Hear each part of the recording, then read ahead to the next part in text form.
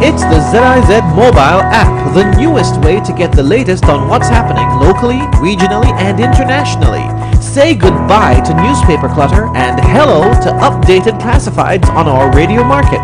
Whether you're streaming your favorite local TV or radio shows or catching up on memorable moments in sports and entertainment, the ZIZ mobile app offers this and so much more. Always on the go? Get the ZIZ mobile app today. Visit the App Store on your smartphone or tablet and search for ZIZ News to download the app free of cost.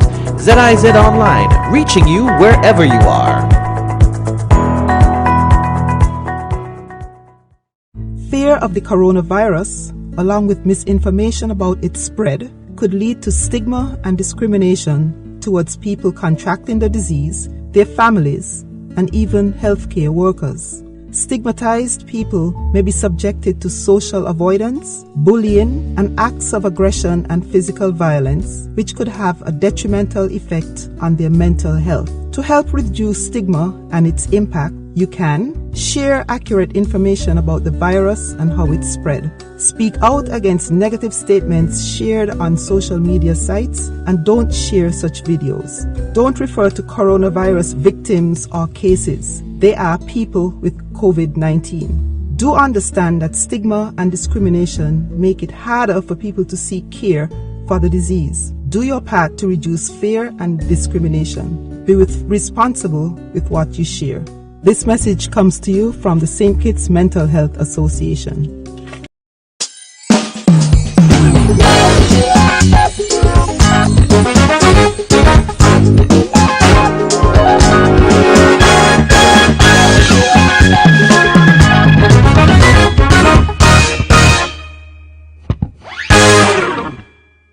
Welcome to Yes I, Mekai. I am your host, Mekai, and today we have an exclusive. The world is shaking up right now due to the coronavirus. We have with us the organism himself. World Meet Corona.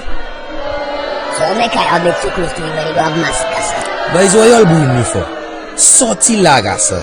Move from there. Yeah, man. Coronavirus is my family name, but my specific name is COVID-19. I up to the time, you check it, I fresh. Now, as you see me there, I am a citizen of the earth. So hereafter, I can be transmitted in all areas. So how do you spread or multiply, as one may say it? So let me show you how I spread it, I am a respiratory virus. So I spread it mainly through droplets when somebody that have me already cough or sneeze. Drop.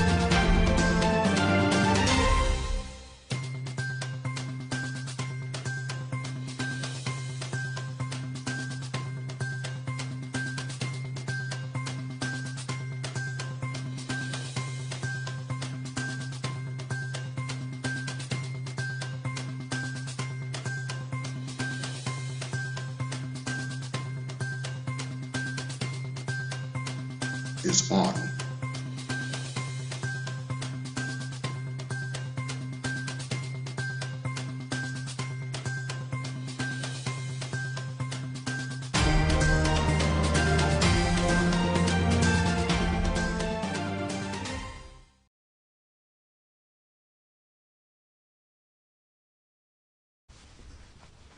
Good afternoon and welcome to the National Emergency Operations Center COVID-19 Daily Briefing for the 26th of May, 2020. Thank you very much for joining us for today's briefing. We continue to update you and provide you with information that is crucial to the management of the COVID-19 pandemic here in St. Kitts and Nevis.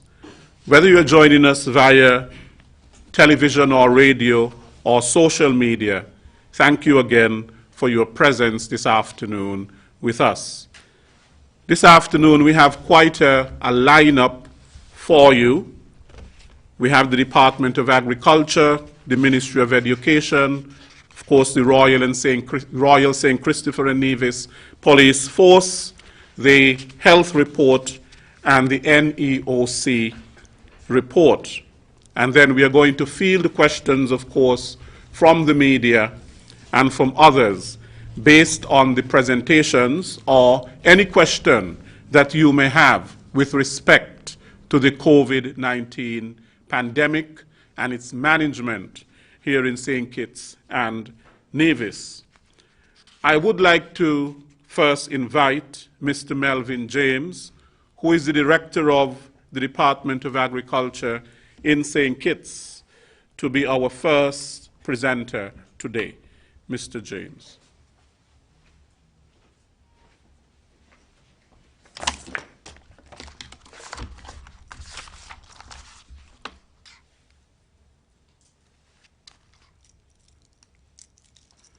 Thank you so much, Mr. Williams. And yes, all those viewing, listening, whether by conventional means or social media, welcome. And I would like to give an update by letting us know where are we at this point in time. So, to date, we have cultivated some 60 acres of land around the island in our 3 farming districts. And we can see that there in District 1, the Cairn Green Hill area, we're looking at somewhere about 15 acres. The largest quantities in the Sandy Point Forest District, which goes over like 27 acres of land. We also see some images of what the land prep looks like. The land is already harrowed, but not yet banked. As I explained to us earlier, that a lot of our agriculture is rain-fed, and so we're just waiting, in most part, on the showers, except in areas where farmers have irrigation, or where there are greenhouses, or where you have very high elevation. Presently, we have ready to go out in the field, and we'll be planting out. As we can see here, the green area that in District 3, the forest area, we're going to be planting out next week quite a quantity of sweet peppers, and also in the Cairn district, with the least quantities coming in the Mansion Saddlers area. In addition to that, we have waiting in the nursery some 29,000 sweet pepper, some 5,600 seedlings of squash, and a quantity of melons as well, all ready to be planted out. But mainly, we are looking at the precipitation. Here we have also in the Mansion area some 15 acres, 12 to 15 acres, where the farmers have been planting sweet potatoes. Sweet potato, very drought-tolerant crop.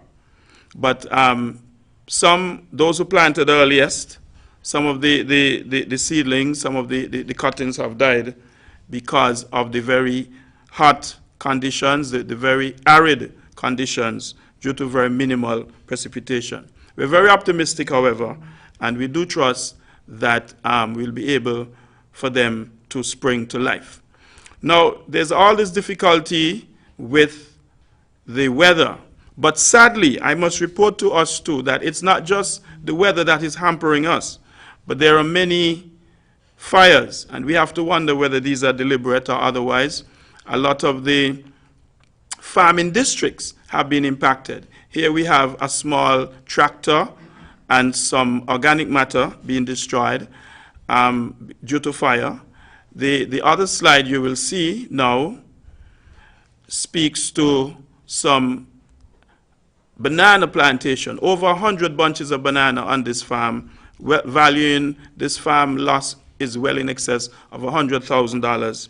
And we said to us that while we are talking about food security, we cannot destroy what we produce, especially if it's seen to be deliberate. So I call on us to be judicious in whatever we do. So we look at some of the bananas. Now I will wrap by giving us 2 notices. Let us recall that we need to preserve our farmlands and the natural environment. We need to think about other means of production other than open field. As you can see, some of the disadvantages there. And whatever we do, as we promote this program, we have to think and address our minds to buying local.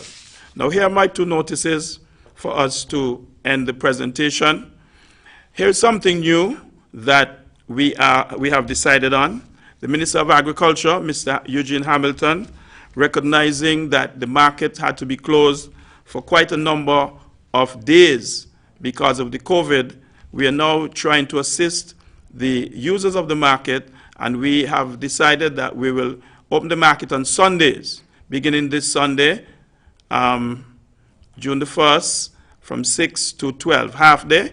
All the regular users of the market are free to come and have an extra market time, whether sometime because of religion or what have you. Please note that the market will be open, functioning, and we are all welcome to patronize it. And of course, finally, may I remind you that service from the abattoir, that is slaughter of animals, is by appointment. We've put the number up. May I repeat it? 869-465-7938. Please call the abattoir Monday to Friday during regular 8-hour work hours, like 8 to 1. Make your appointment. The abattoir staff will guide and direct you, and you'll be able to have your animals slaughtered. I do trust that you would have been informed, and I look forward to your interaction at the end of this presentation. Thank you ever so much.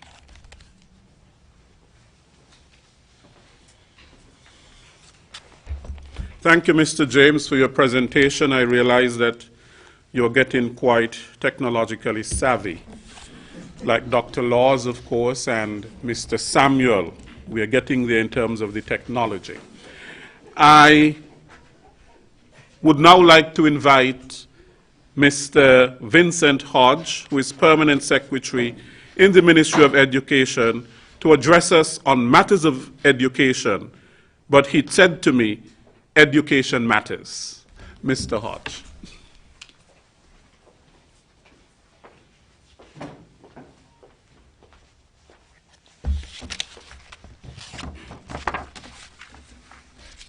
Thank you very much, Mr. Williams, and good afternoon. All protocols observed.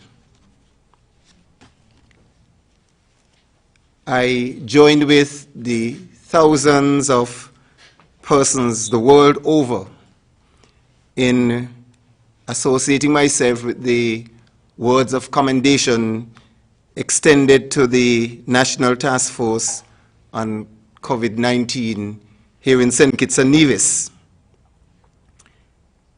We thank you for putting country above self.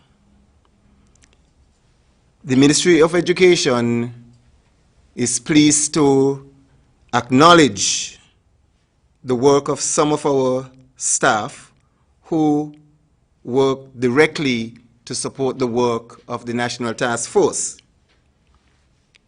I am pleased to identify Mrs. Michelle Christmas Jacobs for providing sign language for this briefing every day religiously.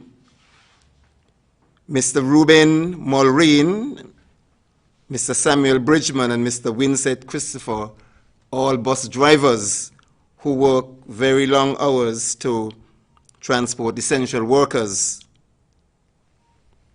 I also wish to thank Mr. Leon Williams and Miss Cindy Smith, the coordinators at the school meals kitchen, and their staff for ensuring that the task force is fed daily. The Ministry of Education takes this opportunity to update, expound, and provide further information following the address to the nation on the way forward by the Honorable Minister of Education yesterday. As you're aware, the CXC exams, CSEC, that's at the secondary level, and CAPE at the college level, these examinations will take place in July of 2020. That said, I want to issue a call to our students, their parents, their teachers, and their principals that they now have to regroup, get mobilized in order to ensure success in the examinations which are to be written in July. As a result of COVID-19, CXC has modified the 2020 exam setting. The students' grades will be determined using 2 assessment components instead of the usual 3. These components are the multiple choice, paper 1, and the school-based assessments. In this regard, CXC has made it compulsory for all students' SBAs to be submitted. Traditionally, there is a sampling of student work, SBA, that are submitted to CXC. This year, because it is one of the main components of awarding a grade to the students, every single SBA by every single student will be submitted. There's no sampling that is taking place this year. When the state of emergency was declared in March, reformers and CFBC students were in the process of working on the SBAs. And in the case of the CFBC students, they were working on their internal assessments, or IAs. In response to the COVID-19 pandemic, the Ministry of Education has sought provisional permission for students writing CSEC and CAPE to return to their respective high school campuses and the CFB campus to complete their SBAs and their internal assessments. No other students will be allowed on the campus, and I repeat, no other students but the reformers and CFBC students will be allowed on school campuses, as schools in the Federation are physically closed until further notice. However, before the task force can grant permission for these provisional arrangements for students to temporarily return, a number of health and safety protocols must be in place. To ensure that campuses meet the health standards, the task force will visit all secondary schools on Thursday, 28, 2020. Schools are mandated to have certain processes implemented. For instance, students will be screened daily on arrival. Their temperature will be taken. There will be questions as to whether they have been sneezing or coughing. The sanitization of students' hands will be done. In this regard, parents are asked to note the following. Transportation by school buses will be arranged. Students are to bring with them water and snack if necessary. They will not be allowed to leave the premises to buy lunch. So when they enter at mornings, there would be process, as we say, and then they would leave if it's at the end of their session at midday or for the afternoon. But they're not allowed to leave and return.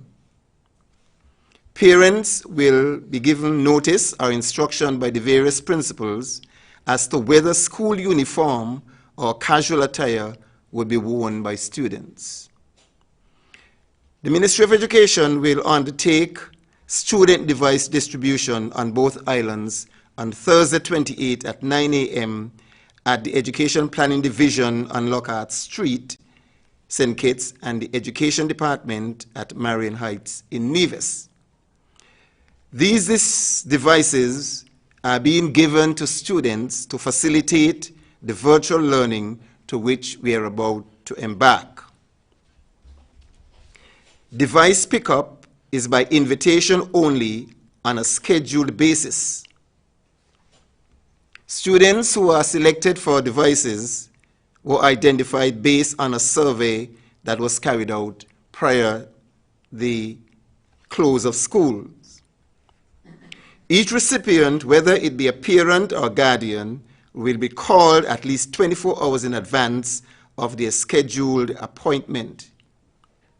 In other words, there are no children allowed on the site where these devices are distributed.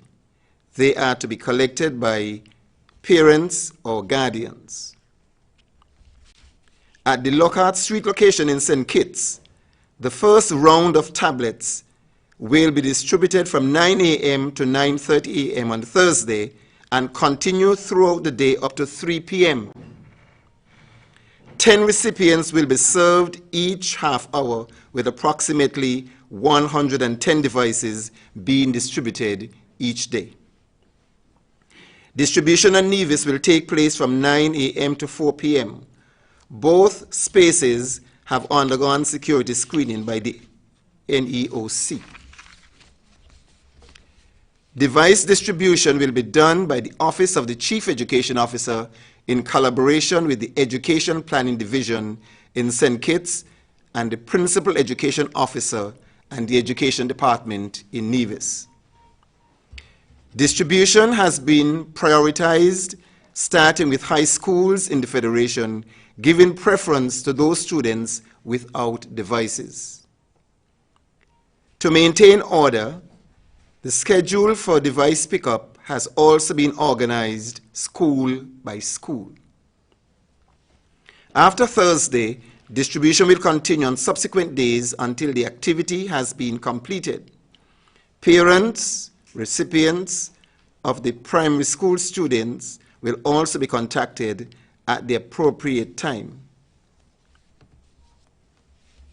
Parents and guardians will be expected to pick up the devices and must bring a nationally issued picture ID, including driver's license, security card, passport, etc.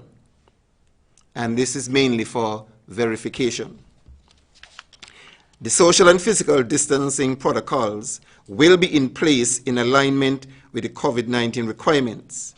These include hand sanitization, wearing of masks, and the 6-foot distance. Persons are kindly asked not to appear at the pickup location until they have been given an appointment. You're asked to be present for your appointment at least 15 minutes ahead of schedule. A note to parents and guardians that you will be required to sign a loan agreement form, as these tablets are on loan to students. Any home having 3 or more students requiring tablets would be provided with 2 tablets. There would be a total of 700 households, 500 on St. Kitts and 200 on Nevis, with internet access being provided by the Ministry of Education. Additionally, there are 400 laptop computers that are being processed to distribute to teachers to enable them to provide the online instruction. Education matters. And yes, our nation's children are our nation's future. We do our best to ensure that their education continues. I end with a quote that says, "You have not lived today until you have done something for someone who cannot repay you." I repeat, I end with a quote. You have not lived today until you have done something for someone who cannot pay you back. And finally, I want to give a shout out to a former student who is now in high school, who lives in Maryland. He's listening. He WhatsApped me today to find out if St. Kitts is managing the COVID-19 well. And I was delighted to respond to that question. And I said, I'm going to send you the link so you can log on and see and hear what's happening. Thank you very much, Mr. Williams. The coronavirus pandemic has caused upheaval in the lives of many people, and the increased stress that it has caused is a very normal response. High levels of stress impacts people's physical health, how they feel, and how they think. To help manage stress during this pandemic, it is important to stay up to date with credible sources of information about how to keep yourself and your family safe, maintain connections with family and friends while remembering to observe social and physical distancing. Practice relaxation techniques like deep breathing, yoga, meditation, stretching, and relaxing visual imagery. Focus on positive aspects of your life and any new opportunities that this situation is bringing to you. Engage in physical activity, even in your home. This helps to boost mood and reduce levels of stress. Stress levels can be managed by having a problem-solving approach, by managing the things that you can manage, and by adopting a positive attitude about your capabilities. Okay, welcome back. We thank Mr. Hodge for his presentation, and of course you heard him say boldly that education matters, and it does matter. I would now like to invite Superintendent Cromwell Henry, Divisional Commander for District A, to give us his report. Superintendent.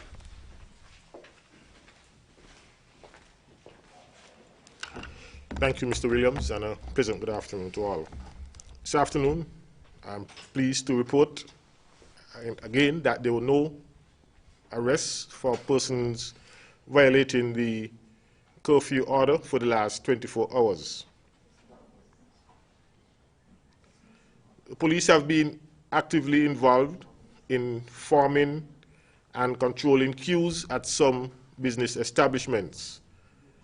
The emergency regulations provides that any establishment that is permitted to operate shall make the necessary arrangements to facilitate social distancing and physical distancing, and shall ensure that all customers and staff maintain physical distancing of at least 6 feet in or outside of their business if there's a line to enter the business.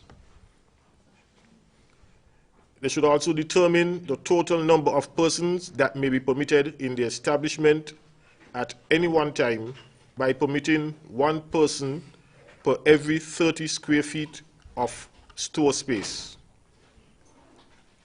Distance markers at least 6 feet apart should be placed, indicating where each customer must stand on a line at the checkout or any other line. They should also place distance markers at least 6 feet apart on the outside of the establishment, indicating where customers must stand while waiting to enter the establishment.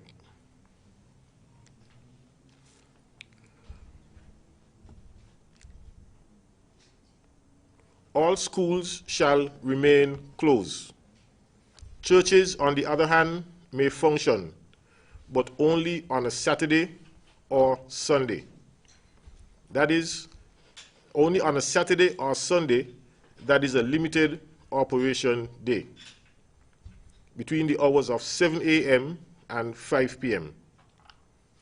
The following persons should be encouraged to connect to virtual church services from home or may attend a separate early morning service designated for that person. 1.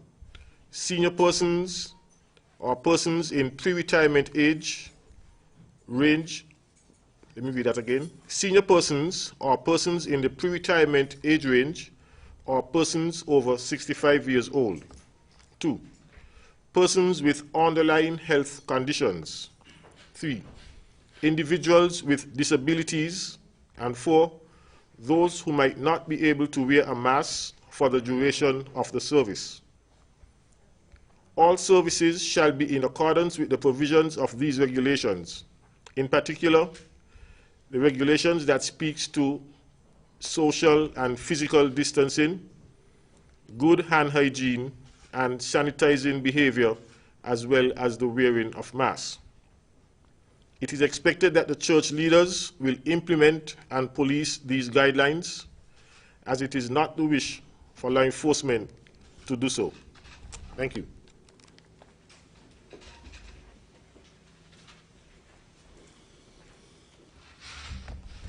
Thank you very much, Superintendent Henry. I now invite the Commissioner of Police, Mr. Hilroy Brandy, to make a statement. Mr. Brandy. Good afternoon, Mr. Williams. Good afternoon to the listening public and those viewing abroad. My name is Hilroy Brandy. I'm the Commissioner of Police for the Royal St. Christopher and Nevis Police Force.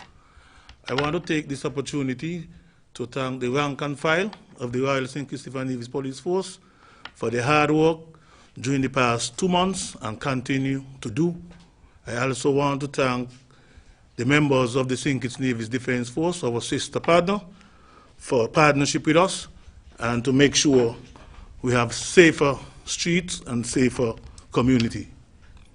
I also want to thank the Ministry of Health, both in St. Kitts and Nevis, for the excellent performance over the last 5 months.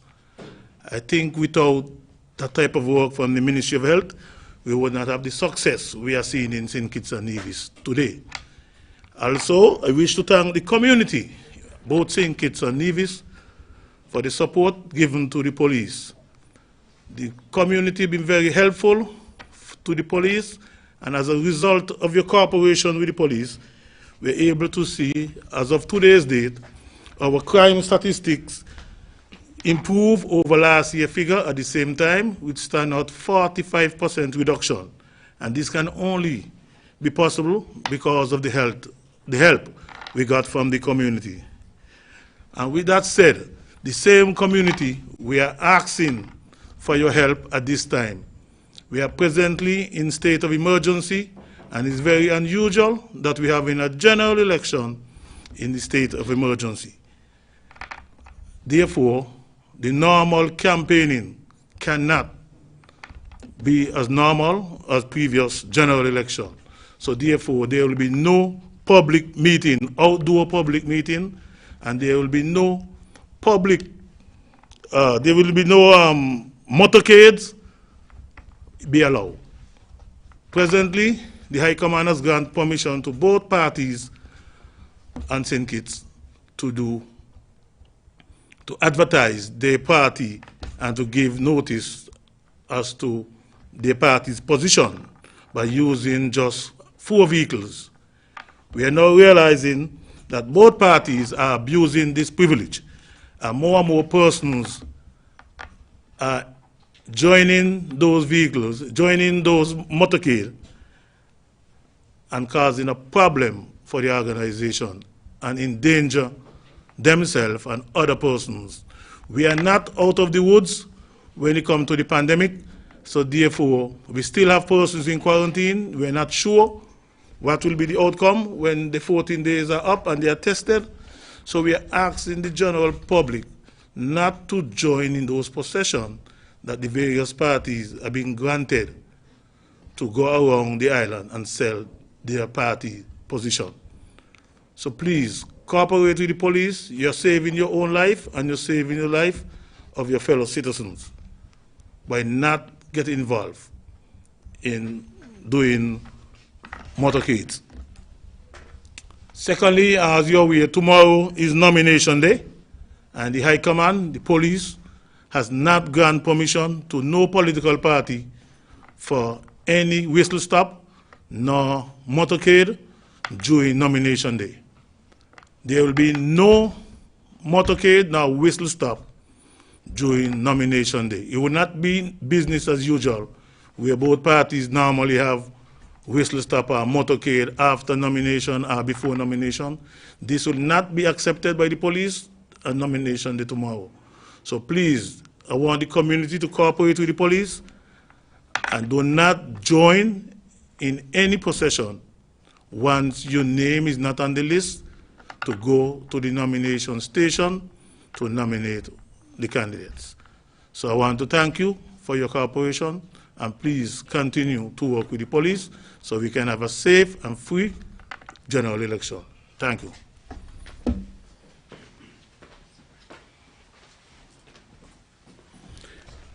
Thank you very much, Mr. Brandy. The Commissioner of Police reiterating that there is to be no whistle stop and no motorcade tomorrow, nomination day. He made it extremely clear that people should cooperate with the police. No motorcade, no whistle stop. It is not business as usual. I now invite Dr. Marissa Carty to give us the Health Emergency Operations Center COVID-19 situation report. Dr. Carty.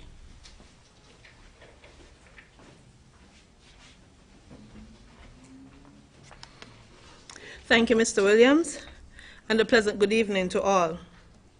The World Health Organization continues its robust global surveillance of COVID-19 pandemic, reporting 5,404,512 confirmed cases with 342,514 deaths. In St. Kitts and Nevis, 394 persons have been sampled and tested, with 379 persons confirmed negative and 15 confirmed positive. Again, all 15 persons have recovered, and to date, there are 0 deaths. A total of 4 persons remain in quarantine in a government facility, and to date, 815 persons have been released from quarantine. The Ministry of Health would like to thank the general public for your continued support during this pandemic. Though all of our positive cases have recovered, let us not become complacent. COVID-19 is still a part of our lives. As a nation, we must adapt to this new norm and do all we can to remain strong and healthy. I encourage you to adhere to all safety guidelines, avoid public gatherings, wear cloth masks in public, sanitize your hands regularly, and practice the physical distancing measures of at least 6 feet between persons. Your actions thus far have helped to contain the first wave of this pandemic. We are all encouraged to work together, doing our part to reduce the impact of this disease. Remember, maintaining the overall health of the people of St. Kitts and Nevis continues to be our individual and collective responsibility. Again, I say, stay safe and stay healthy. Thank you.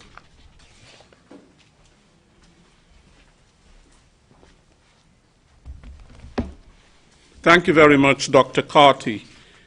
I now invite Mr. Abdias Samuel, Chair of the COVID-19 National Task Force and National Disaster Coordinator at NEMA, to give his report. Mr. Samuel.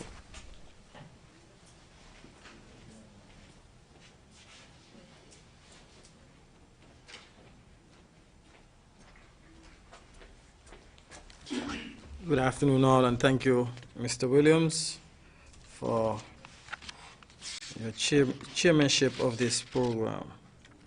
The work of the NEOC continues as we still do our best to establish behaviors in this pandemic. I want to speak to the data and the calls. As of recent, we have seen an increase of fire calls, in particular the burning of cane fields, or what we call wildfires.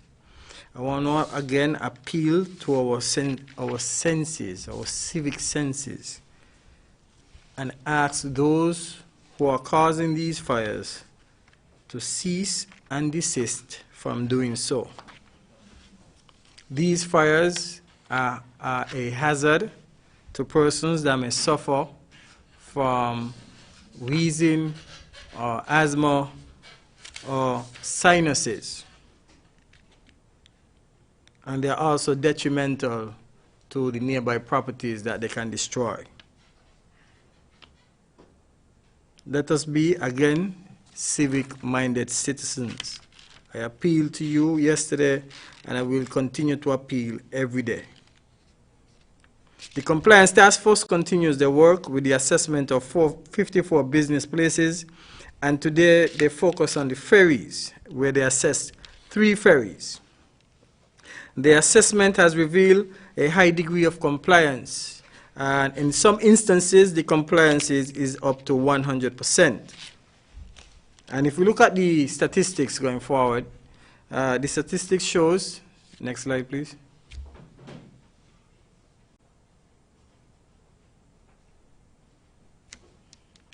Next. Right, the statistics shows there that in most of the particulars, 100% compliance was found at these business places.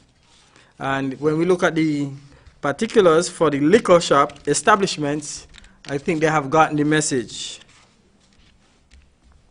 The personal hygiene, we can see that it's almost 100%. So we have to encourage our business places and enterprises and public transport to continue doing their good work. When we look at the traffic at our international airport, both at the Vance Amri International Airport and the RLB International Airport on St. Kitts, we see that in St. Kitts we had a total of 3 cargo planes and we had 1 air ambulance that would have departed. At the Vance Amri International Airport for the 26th of May, there was no flight. However, from the period of the 22nd to the 25th of May, there were a total of 12 passengers leaving that airport. Total to date, since our borders were closed, they have had a total of 131 passengers repatriated from the island of Nevis. Today, the task force, along with other stakeholders, would engage with a number of meetings. And the first meeting where Dr. Lars and myself would have engaged the Ministry of Tourism, looking at the phases of approach for reopening of the tourism sector. That discussion went very well. We look at the various phases, what is contained in the various phases, and we were able to advise on a number of measures that will be needed in order for us to reach that state of reopening. The tourism, they were very receptive and welcoming, and they realized that we have a lot of work to do in order to reach that stage. Today also, the civil society and the political parties were brought together in conjunction with the Police High Command and members of the National Task Force on COVID-19. We were able to discuss the civil society, look at the code of conduct, for the upcoming elections.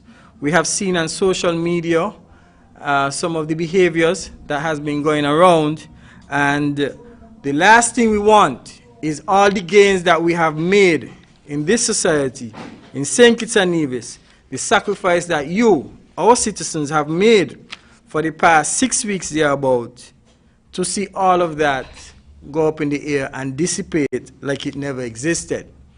I don't think that is what we want. I think what we want is for us to be able to continue to make gains. Let us continue with the hurricane preparedness tips. We are fast approaching the start of the hurricane season. Bearing in mind we already had Tropical Storm Arthur.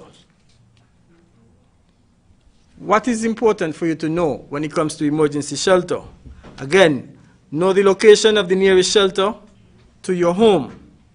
Know the amenities within the shelter. If you know the amenities within the shelter, you will prepare yourself much better so that you can be a little comfortable. You know, it's not a five-star nor a one-star hotel. It's a shelter. Okay, so don't expect room service.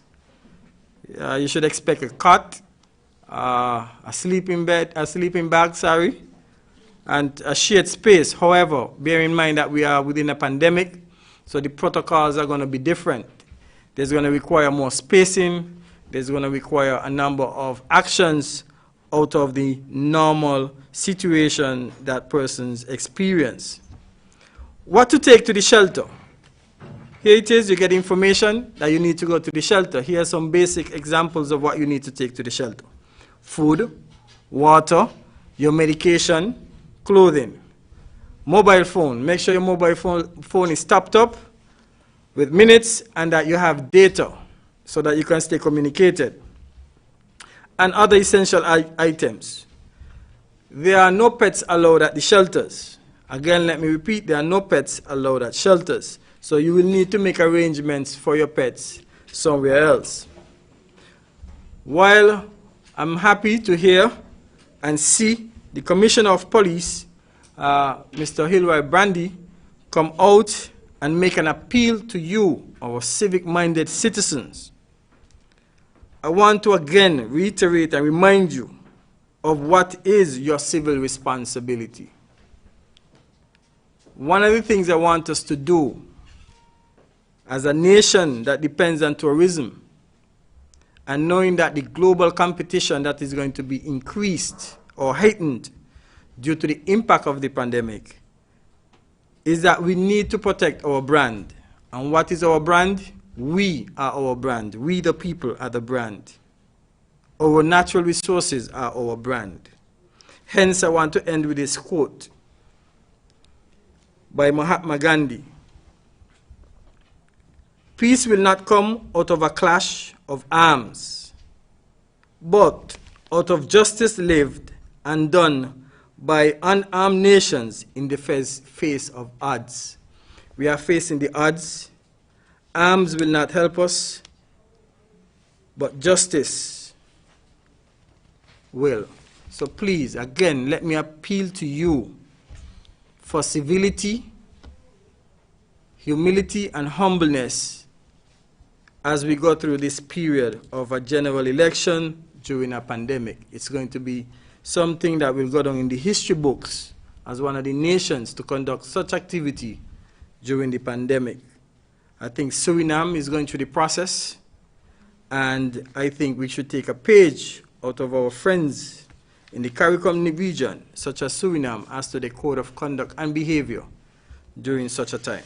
Again, please do your best to keep safe during this time of a pandemic and a general election. Thank you.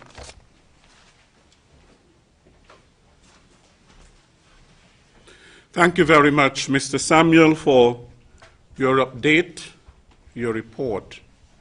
We now come to the question and answer segment, and I will start the ball off. There are several questions that are directed at the medical doctors in the room. I will ask the first two and ask the others at another time. Can I bring my test results in from the United States showing that I am negative for coronavirus and avoid quarantine and retesting?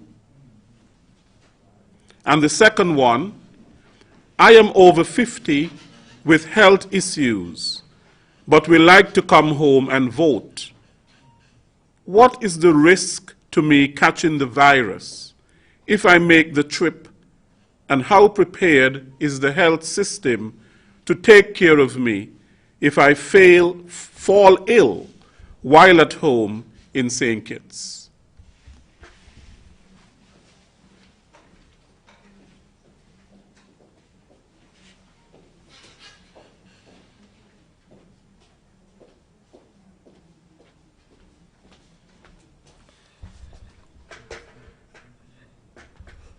Good afternoon to everyone. And Mr. Williams, I'll take the first question. And I'll repeat, can I bring my test results in from the United States showing that I am negative for coronavirus and avoid quarantine and retesting? The answer is no. The test, if you are leaving the United States of America and coming to St. Kitts, you would have to be sampled and tested 1, 2 days or more prior to your departing the United States of America.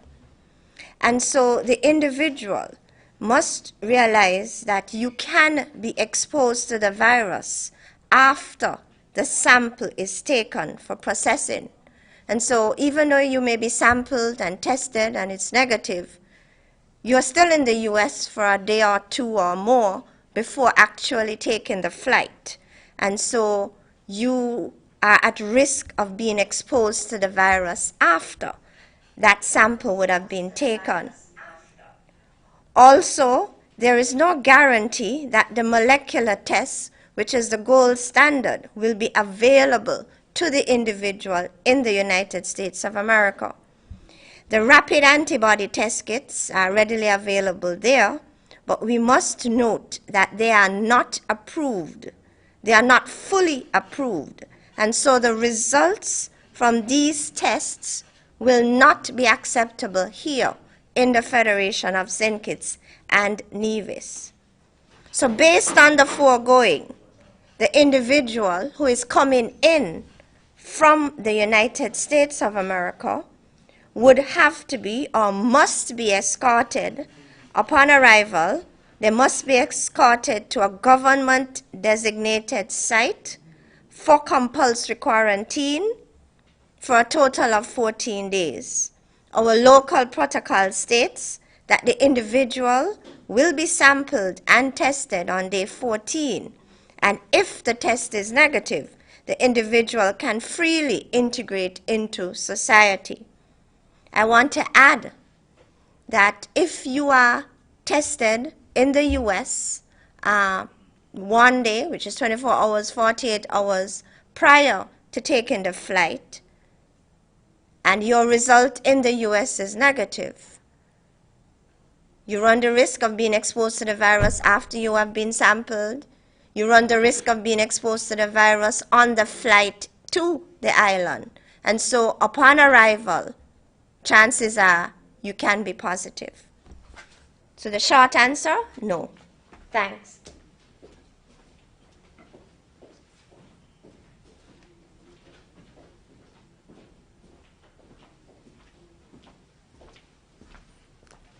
Thank you, Leslie. The second question had to do with someone who said they were over the age of 50 with pre-existing conditions and wanted to come home to vote and was wondering what is their risk and if the health system could take care of them if they fell ill. Well, the first thing that I need to say is that your risk of getting the virus has to do with your risk of exposure to the virus. And the more you come into crowded places with persons who may have the virus, your risk increases. And that is one of the reasons why we advocate to decrease your risk. We speak about social distancing, not doing non-essential travel. Not doing non-essential travel and staying at home if you don't have to come out from home. If you choose to come on an airplane that is packed with other persons, you increase your risk of contracting the virus. Since we don't know who has the virus, we'll have to assume that every single person has the virus. The CDC just put out today that 70% of the carriers are between the ages of 18 and 64, and 80% of the deaths are in persons over the age of 65. So if you're over the age of 50 with pre-existing conditions, especially if you're Black or African American, your risk of severe disease, if you get the virus, is significantly increased, which means that you're someone who might end up on a ventilator. And if you end up on a ventilator, your risk of dying increases to about 30%. Now, if you are in that state and you're home, can we take care of you? The answer is yes, but what we have to do is to look at the number of other persons like you who might make that decision. And if our healthcare system becomes overwhelmed with a number of persons who come home just like you, then we would not be able to give adequate care to every single person, because it's not just about you getting the virus, it's about also you spreading the virus, because by traveling, you not only increase your risk of getting the virus, but you increase your risk of spreading it. And therefore, what I would say to you is that you have to ask yourself three questions. One, is it worth the risk of you getting on a plane and contracting the virus? Two, is it worth the risk you coming to your beloved island that we've done so much to contain this virus so you can trigger a second wave leading to a infection and even death of other persons here? Or 3, is it worth your life putting yourself at risk if you make that trip? When we speak about personal responsibility, these are the decisions that one has to make. And this is one of the first times, as I've said before, in our history, where the singular action of one person can have far-reaching consequences for the entire nation. You would therefore have to balance your personal responsibility in helping us to fight this virus versus your desire to come home and vote. And that's a decision that only you can make. I thank you.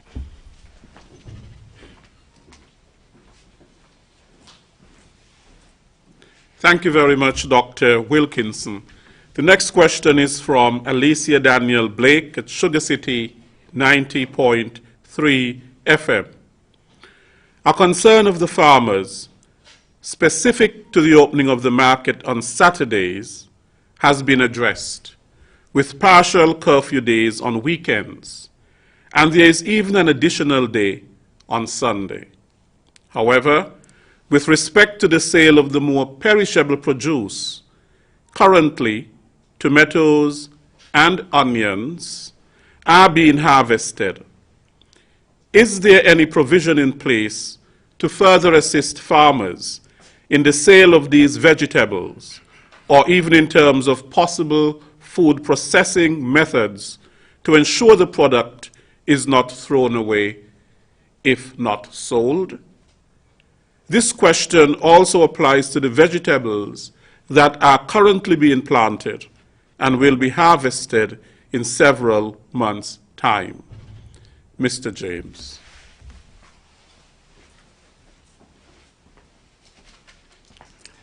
Thank you, Madam Alicia.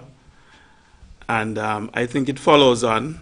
I'm glad I'm able to address the question. I think the last time you posed a similar question, I was not here. And I'm glad that you've brought it to our attention again. Yes, we have, there are multiple ways of looking at it. And we don't propose at all that we're perfect. One, in terms of storage. We have cold storage at the department. There are about 3 walk-in coolers. We have 2 at the public market. And we have a double cab in Sandy Point. And there's also one in Tabernacle. So there is some short-term storage, because once the onions are properly cured, they can store for a period of time, longer than the tomatoes. And the thing is about the tomatoes too, that once we harvest them, when they're fully ripe, then the period of storage would be shortened. But if you harvest them green, they would last longer. So storage is one possibility. Another theoretical option, and I say theoretical because, you know, market conditions have to be worked out. There is St. Croix, there is our northern neighbors, and there's also the OECS. Right now, there's lots of meetings with the OECS Trade Commission about the possibility of OECS countries trading with each other. What you have, you know, we always get a lot of bananas and aeroids from them. And then there's a possibility for us to maybe sell what we have in excess. But we also know that the export trade is not a haphazard thing. It's not just about when you have things in excess. We have to plan things properly so that we you know, people can know that you have a consistent supply. Overall, and as it relates to what we're doing now with the stimulus package, yes, I share your concerns. What will happen as these crops mature? The package began especially on the assumption that there may be shortages of imports. There has been no shortages. So we have to begin to engage ourselves. And this is what I said on the programs. We, as the people in St. Kitts, need to be consuming what we produce and reducing the quantity of things that we import. That's one option. And also exports, agro-processing, as you mentioned. But all of these things have to be well coordinated, well organized. Or else, if you buy a factory and then you have a set of tomatoes now, and then now for another 2 years, the factory would not be able to sustain itself. So the interactions are numerous. But it is important that the question be addressed and looked at to see how we're going to deal with it. I think the greatest options we have right now is to engage our supermarkets for reduction of imports so that when we bring these things onto the market, there'll be space for them. And all it means is that our local people, let's gravitate to them, let's purchase them and stop running to foreign. Let's use what we have locally, and it will help to alleviate the many problems that you just mentioned. And I trust that we'll take this seriously. Thank you, Alicia.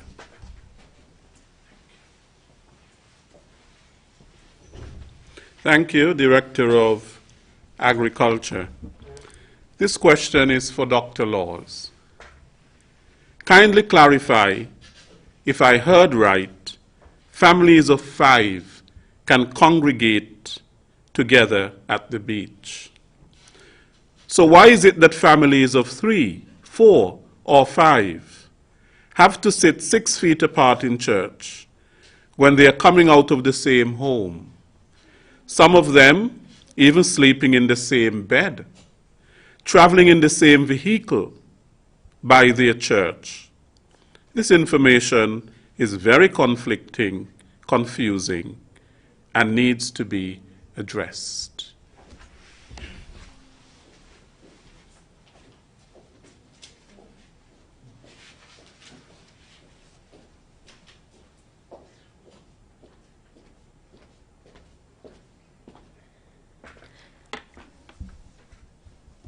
Well, thank you for reading that question, Mr. Williams. So now the person who posed this question is bringing to our attention families versus households, all right? And so what I want to clarify is that households, persons who are living in the same home, in the same space, when we did convene meetings with the religious stakeholders, we did mention that persons who share the same space, household space, can be allowed to sit together in the church setting. Yes, and that's easy to police. Because, church members know who live in the same households. They are familiar with family members or household members who would be attending church. And so if you are living in the same space, spending hours and hours together, it goes without saying. You can go to church and you can be allowed to sit together in the church setting. And by extension, if you're on the beach, if you're sharing the same household space, you can be allowed to mingle closer than the 6 feet that is recommended. Thank you.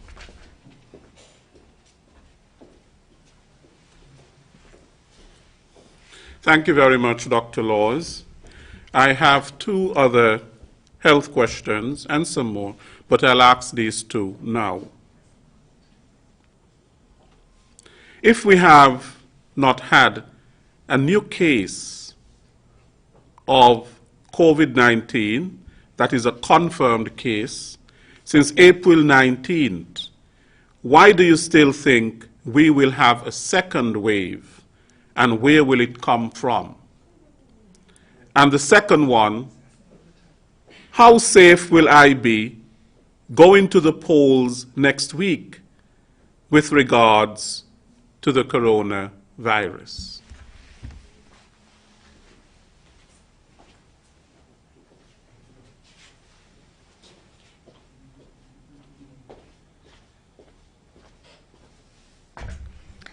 So the individual who posed that question is correct in stating that we would have announced our last case, or our 15th case, on April 19th, which is approximately 37 days ago, which is almost 3 incubation periods hence.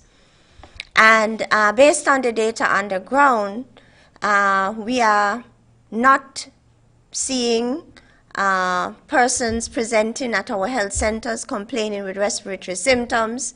We are not seeing persons coming into our emergency room complaining of respiratory symptoms. And so I think we can safely say that we have effectively contained the first wave of COVID-19 infections. So why do we still think there will be a second wave? Well, history tells us that there will be a second wave.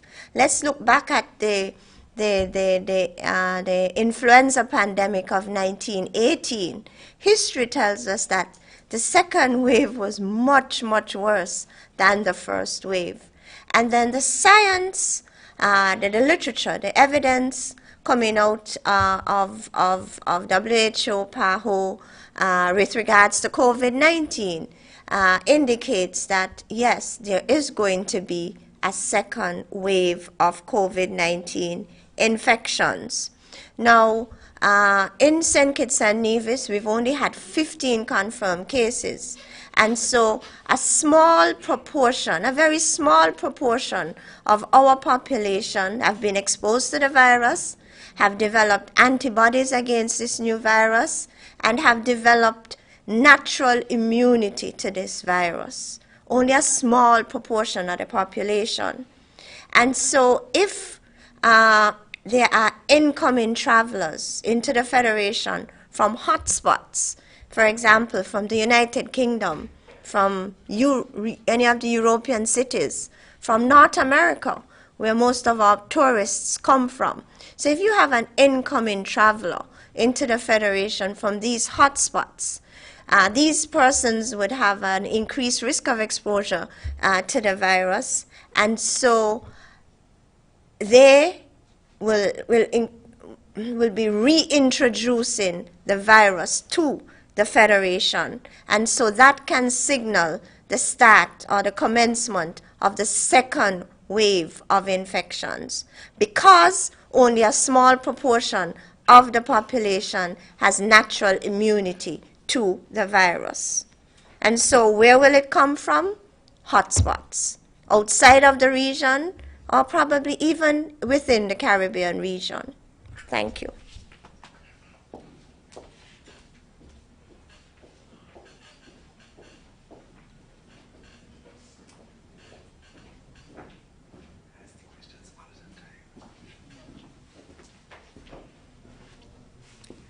I think the second question had to do with how safe it is voting on election day. Now, once this pandemic came to our island, we put certain protocols and procedures in place to make it safe for one to go out into spaces that were supposed to be crowded. And it is now safe for you to go to the supermarket, to church, to the banks, etc. And it's the same social distancing protocols that will be in place when you go to the poll. And so I would expect that you would be expected to stay 6 feet from the person in front and behind you, and there should be markers at the polling stations to indicate where you need to stand. I suspect that one would have also the mask, so that you can protect others who are around you. You will continue to practice the same cough etiquette that we know about.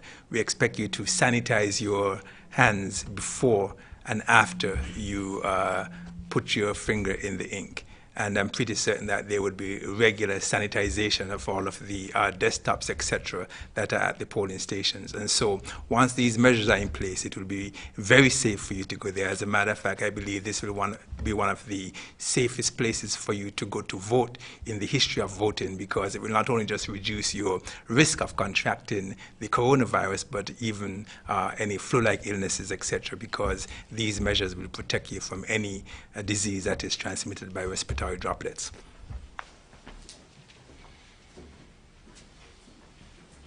Thank you, Dr. Wilkinson. So people will have to sanitize their hands before they dip. Each person will have to sanitize his or her hand before they can dip it into the ink.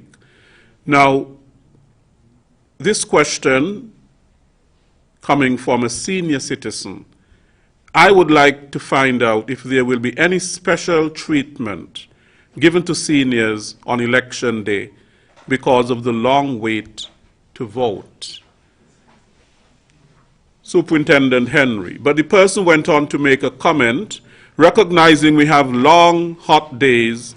Can you arrange to have bottled water to be given out to seniors standing in the lines, waiting to vote? And can their medical personnel visit the polling lines to ensure that they do not run into any health problems?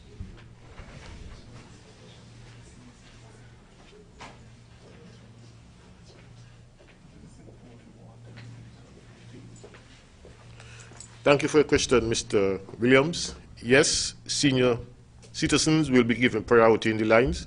The officers or other persons who are working at the polling station will be going back and forth and ensuring that persons who are seniors are given priority. While I'm here, in addition to the seniors, the police officers, members of the security forces, they too will be given priority. So once they're in uniform, once they're identified as police officers or soldiers, they will be given priority in the line so they don't have to wait. So our seniors and our security forces will be given priority in the line.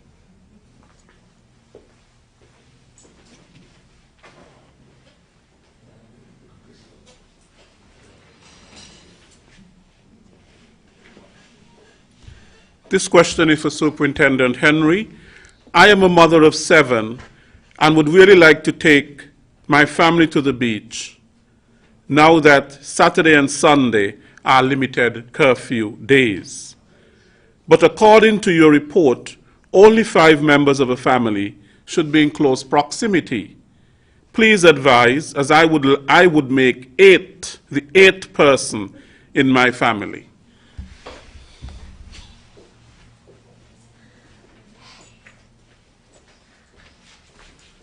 Before I answer that, just a follow-on on the previous question in terms of the line moving along. There will be additional ballot boxes at the polling station to accommodate more persons at the same time, so that the lines should be moving a little faster. With respect to the persons at the beach, the regulation only permit persons from 5 persons from the same household to be clustered together at the beach. So if your household has 8, you could have 2 groups of 5 and 3 or 4 and 4.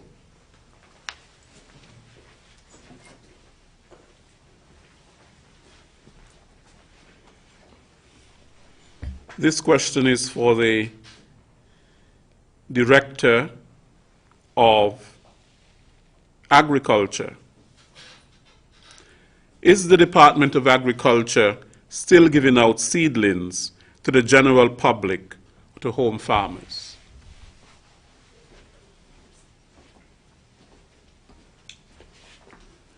Thank you. We still have a quantity of seedlings that we distribute to backyard gardeners, homeowners. The stimulus is a lot of moving parts. One of the things I try to do is to time it such that the production from the farmers and that from the backyard gardeners coming at different times. So we began with a peak for the backyard, and then now we're focusing a lot on the farmers themselves. But still we continue to do small quantities for the backyards. But in the next peak, we will go back again to doing a tremendous amount for the backyard gardeners. As I said, the idea is to time it such that everything don't come in at the same time, but that it's spread properly over a period of time. But you come to the department, or you call 467-1844, or you come up early in the morning, inquire what we have, and you'll be able to know, and you could receive. But at this time, the quantities are limited until the crop farmers themselves are fully established. Then we could do a lot more for the backyard gardeners. Okay? Thank you.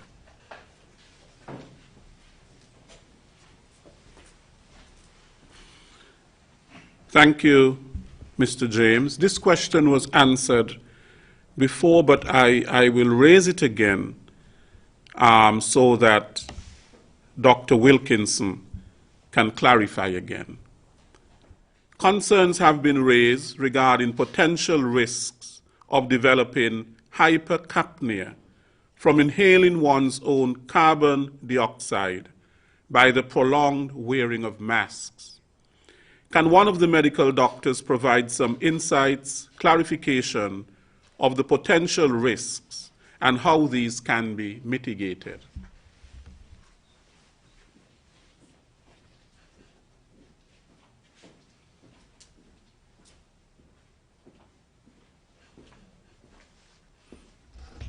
I think I addressed this before, but I'll just summarize. The risk of you developing hypercapnia from wearing a regular mask is negligible. And so the persons who are in the public wearing a bandana or wearing a surgical mask, they don't have any increased risk of developing an increased CO2 level leading to the dizziness and the confusion and unconsciousness that you would have read about. I said also that the N95 masks, these are not masks that are supposed to be used by the general public for walking long distances, jogging, etc. And so you should not be using those masks. There are some persons, when they use those type of masks, they can get headaches, etc. from a slight buildup of carbon dioxide. But the information that you saw as it relates to the severity of hypercapnia has to do with persons with prolonged exposure to high carbon dioxide concentration and not what you get from wearing a mask on your face during this pandemic.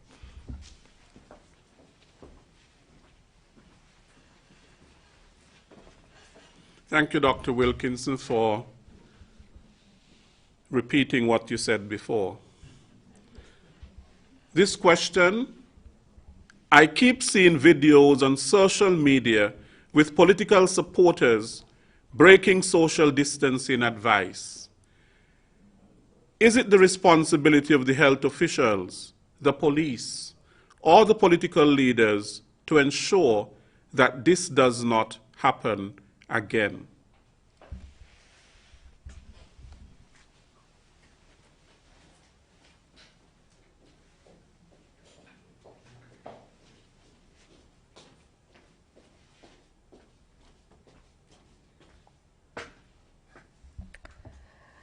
I think we all have an individual and collective responsibility to maintain physical distance away from others. That's a physical distance of 6 feet or more from others.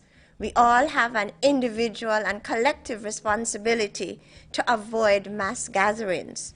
And in terms of the Ministry of Health, I think the public health practitioners, the ministry on a whole, have the responsibility to keep reminding and encouraging the general public in terms of the physical and social distancing protocols. And it's important that as a country, as a federation, we maintain the gains that we have achieved. Thank you.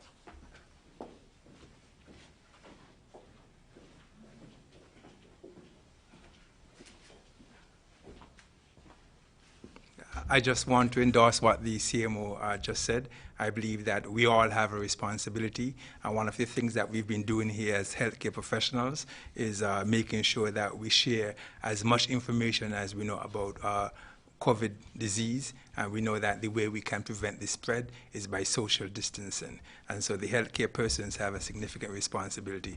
I believe that the leaders, the politicians who are at these gatherings, they have a responsibility also, because when the crowd is getting worked up and they start to disobey the social distancing protocols, they have a responsibility to say, put a hold on this, separate yourself, etc., because persons might be putting their lives in danger. I also believe that the police has a responsibility in trying to maintain the social distancing, but the police needs your cooperation. We can't decide that we're going to light a house of fire just because the fire truck is across the street. And so we all have a responsibility. I'll wait for one of the officers to...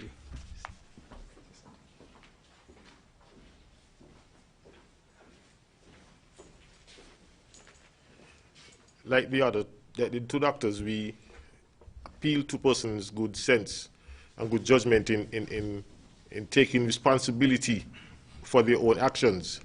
I think everyone is aware of the requirements for social distancing and for the avoidance of crowds and gatherings of this nature.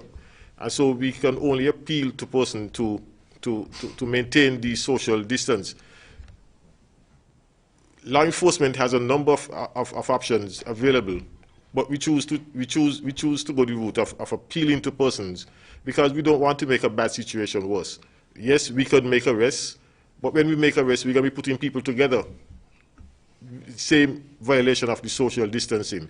The police themselves would have to come in contact with these persons, both at the scene and at the station, and even in the vehicle taking persons to the station. And so there would be risk.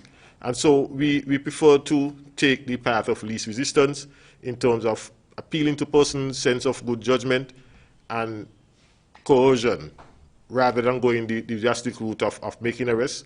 But should that become necessary, we are prepared to do it, and we are willing to do it. But for now, we are appealing to persons to comply with the regulations, to maintain the social distance, realizing that is for your own good.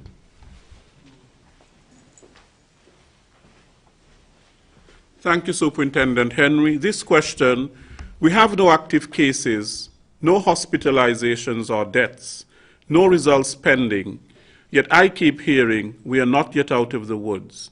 What will it take to get us out of the woods?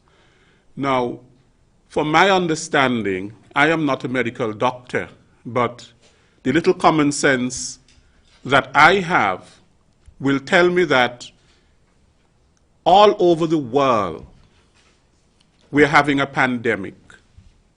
The pandemic is not over. In many countries around the world, we are seeing on TV cases increasing every day, people dying every day, which means that we are not an island all by ourselves somewhere out in the Atlantic, in the Caribbean Sea, and that we're so isolated that there is not the possibility of something happening here. The only way that we'll be out of the woods is when the pandemic is over. It really started in China, and it has traveled all across the world. But I would invite Dr. Laws to give a medical explanation.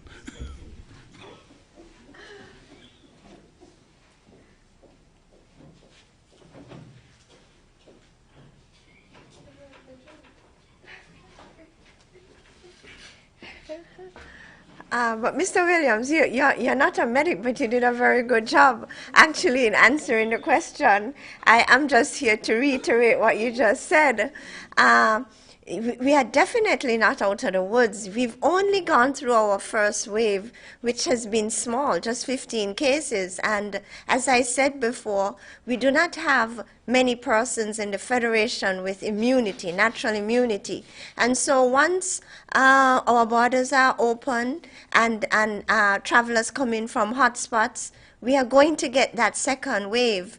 And as you rightly said, Mr. Williams, if you look at the news, CNN, BBC, you see all the other countries around the Caribbean that are infected. Yesterday, in our situation report, I highlighted the virus tracked from China, Asia, Europe, North America. It's now down to South America. The Caribbean is just on the inside of that. And so the virus is all around us. And so we are lucky to have, some amount of health security, that we could walk and go downtown without worrying about the virus right now. And so what we are saying, we have to continue the social distancing and physical distancing protocols and the hand hygiene and all those practices to reduce the risk of spread of the virus, so that when we are in the second wave, we would come out as not too bad in terms of not many deaths and not many persons being admitted to the hospital or to the ICU. And so we are definitely not out of the woods as yet. Thank you. And this is our last question for the day. Dr. Wilkinson, there is a doctor whose name I choose not to call, who accused you and your team of politicizing the COVID-19 briefings and engaging in fear-mongering, among other things. How do you respond to such accusations?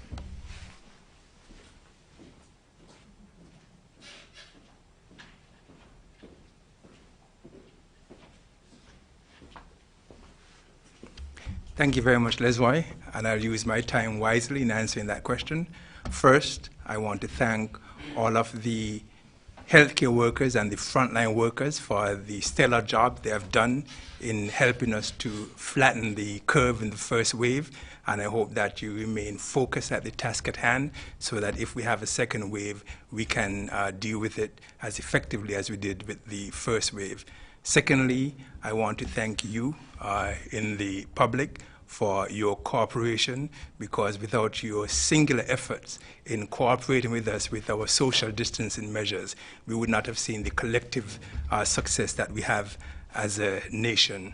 And lastly, I want to continue with the message of education, telling you that I want you to continue with your social distancing measures, wearing your mask, hand sanitizing, cough etiquette, so that we can continue to suppress the curve and make sure that we don't have any resurgence of the virus here in our federation. I thank you.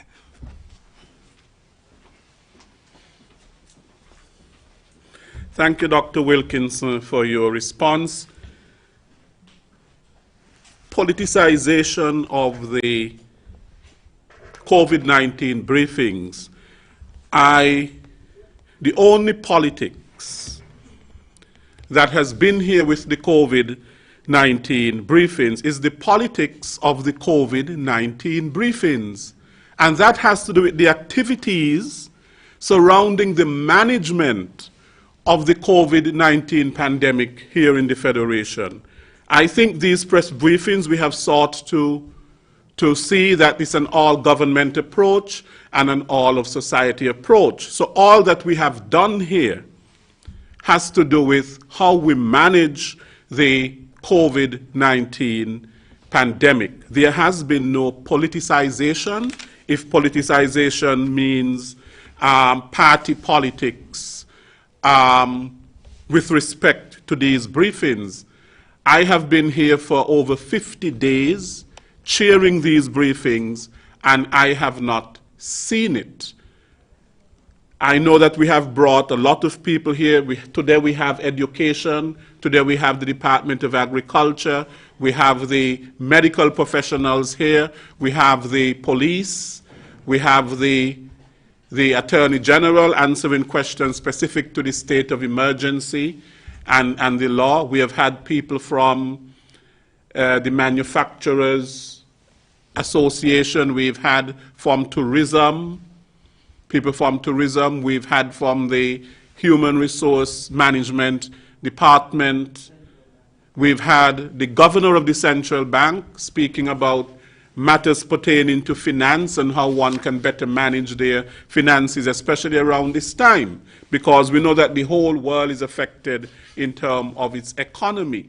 We've had people here dealing with psychosocial issues, because we know that those are issues at this time of the pandemic that people have to deal with, stress and anxiety, and how to cope with these psychological issues and so on. And we've had other persons here on the panel trying to see how best we can manage in St. Kitts and Nevis the pandemic that we find ourselves in. So I would tend to disagree that there is politicization of the press briefings, and I would endorse what Dr. Wilkinson would have said.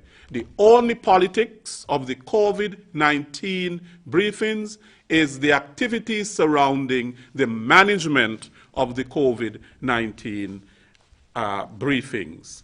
I did say that that was our last question, but we will have one more question for Mr. James, and it basically has to do with, of course, agriculture is very important, because around this time we are dealing as well with food security, which is very important.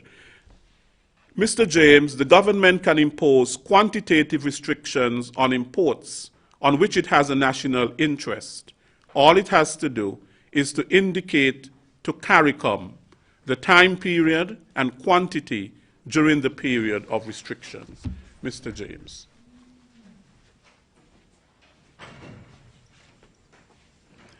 Yes, let me speak to this observation.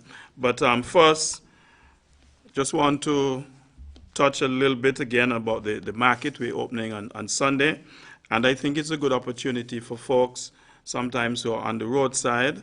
There's lots of space in the market, and this might be a good time for you to try and occupy the market. And let's utilize it rather than, taking up the sidewalks and affecting traffic in Bastia.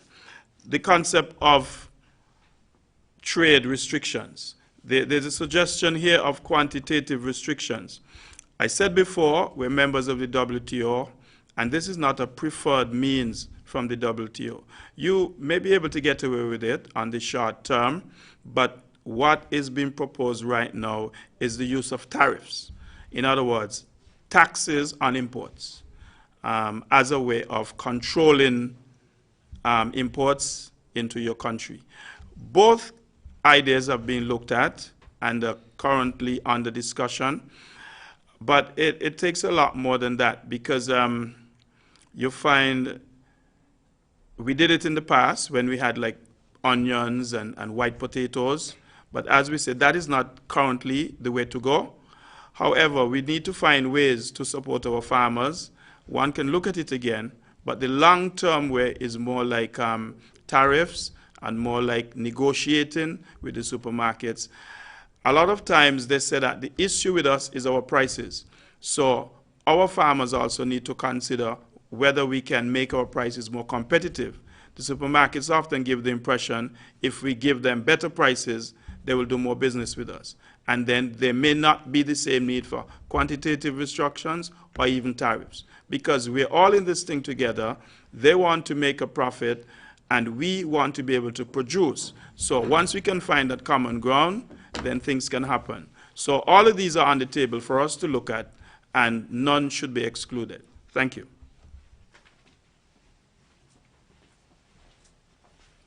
Thank you very much, Mr. James. That brings us to the question and answer segment for today's daily briefing. We thank you very much for your questions, and we do hope that you are satisfied with the responses. If you have a follow-up question to what was answered today, tomorrow, well, not tomorrow, we have no briefing tomorrow. I'll explain that in the announcement, but you can ask it on Thursday when we meet again. The Water Services Department would like to announce that to the general public of the closure of the Customer Services Division on Wednesday, 27th May 2020. The closure applies to the General Customer Service Division, and particularly the cash offices at both the main office at Needs Must and that at the General Post Office. The office will resume regular operations on Thursday, 28 May 2020 from 8 a.m. to 4 p.m. The department apologizes for any inconvenience that is caused. Additionally, there will be the postponement of the food handlers clinic that usually takes place on Wednesday, 27th of May 2020. This has been postponed because tomorrow has been declared nomination day in preparation for the general elections. The Environmental Health Department regularly uses the McKnight Community Center to host the weekly food handlers clinics. However, the Electoral Office has been granted use of the center for tomorrow. So there is no food handlers clinic tomorrow at the McKnight Community Center. It has been postponed due to the nominations day. The center will be used for that purpose. Additionally, there would be no briefing tomorrow on Wednesday the 27th of May, and that is because of nomination day as well. But we will resume on Thursday at 5 p.m. Okay. Today I would like to thank Mr. James, Director of the Department of Agriculture in St. Kitts, and the crucial role that he plays in ensuring that there is food security in St. Kitts. Also, I would like to thank Mr. Vincent Hodge, Permanent Secretary in the Ministry of Education, who told us that education matters. He is not here to speak on matters of education, but he told me education matters, and that makes a big difference. Superintendent Cromwell Henry, for his report, the Commissioner of Police, Mr. Hilroy Brandy, who clearly stated that there is to be no motorcade and no whistle stops. No motorcade, no whistle stops. He was very, very clear on that, and I hope that people would abide by the law. I also thank Dr. Marissa Carty, who is the PRO for the Health Emergency Operations Center, who gave us the COVID-19 situation report, and Mr. Abdias Samuel, Chair of the COVID-19 National Task Force. To the Honorable Wendy Phipps, Minister of State with responsibility for health, to Mrs. Michelle Christmas Jacobs for her service of sign language, to all the media, ZIZ, Open Interactive, Mr. Nigel Farrell, Ms. Vesta Southwell, hardworking members of the Task Force Communication team, and all of you who tuned in to today's briefing. We continue to appreciate your presence and the very fact that you have remained committed to what is happening in the Federation with respect to the management of the COVID-19 pandemic. It concerns all of us, every single one of us, from the child to the person who is 100 years old. It is our business. Tomorrow we'll be back with another daily briefing. Oh, I keep saying tomorrow. I am so used to saying tomorrow. Tomorrow we'll have nomination day. Nomination day is tomorrow, and we hope that nomination day will go extremely well tomorrow. And see you on Thursday at 5 p.m. for our daily briefing. I am Les Roy Williams. Thank you very much.